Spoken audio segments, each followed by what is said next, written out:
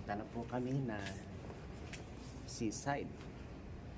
At doon po, kahit na maano ang panahon, nagala kami sa tabing dagat ng Boracay. Say hi. Say hi. Hi. Yes. Maambon. Yan. Ano dun? Lakad ka na dun. Dun. Ano lang. Ay nakadikit sa lupa. Maya, wala pa mang ano, wala pang kasama namin. Marami kayo, sir. Mga mag-spread kayo, sir. Mura lang. Ayan, dito na po tayo. Low tide po pala ngayon. At nakita nyo po kung ano ang ganda ng Boracay. Ito nga po palang lugar namin na ito ay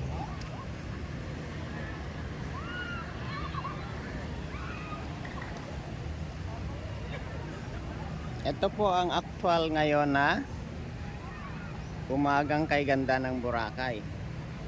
Ngayon po ay 9:35 AM. 9:35 AM po ito ng umaga. Dito po ito sa seaside ng Boracay.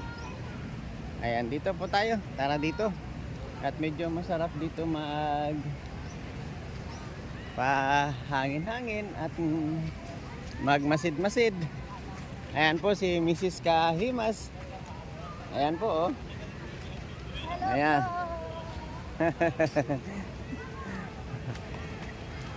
Ayan. At dito po sa area na ito, kung matatanaw nyo yung napakalayo, ayun po, tanawin nyo yung napakalayo. At iikot tayo doon sa ayan o, yan o. Yan po o. Ayan. Narito na po kami. Ito ay ang aming first day dito sa Boracay ni Mrs. Kahimas. Ayan. Ito, kami po ay bumabati sa inyo ng happy long weekend. At syempre po, kami ay dito para mag-relax. Ayan. Ayan po, ikot pa tayo ng isang ikot. Ayan. Ayan, ikot po natin ng magandang ikot itong ating camera. Ayun. Bagaman makulimlim po ang panahon, ito na po yun.